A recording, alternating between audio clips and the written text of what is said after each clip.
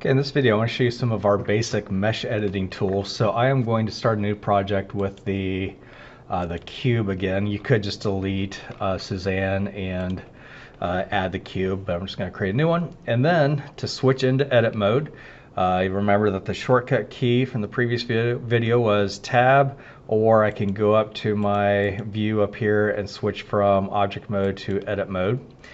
Once I am edit mode, we see a bunch of additional tools that we can use. For right now, we're just going to focus on some of the commonly used ones, one of which is the loop cut tool. So that is this one right here.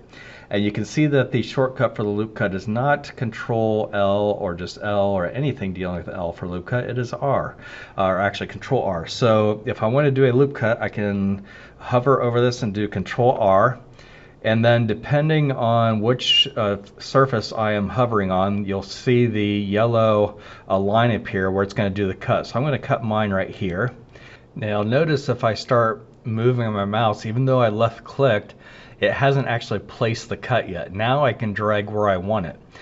So if I don't want it centered, I could move it over here and then left click and it'll cut over here. However, if I do want it centered, I could have immediately clicked again, left click, or if I start moving my mouse and oops, I don't know where center is, I can right click and it'll just go back to the center and it'll place the loop cut. Now let me undo that and show you one other option with our loop cut. So I'm going to hover over again, Control R.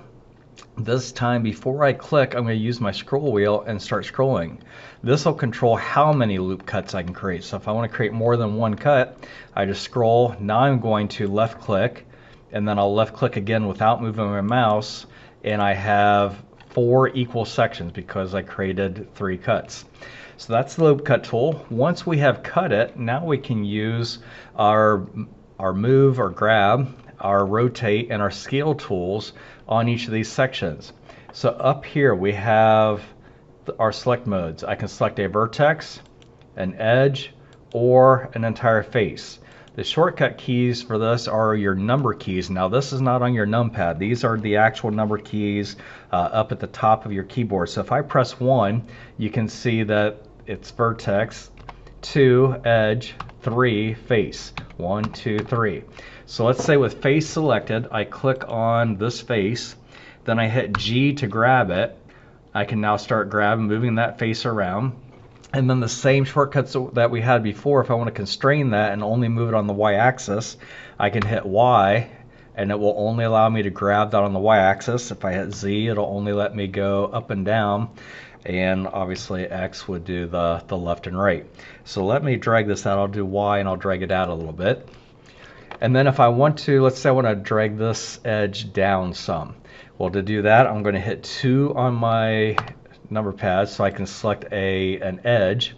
Then I'm going to hit G, and then I'm going to hit Z so I can only move it up and down, and I'll drag that down.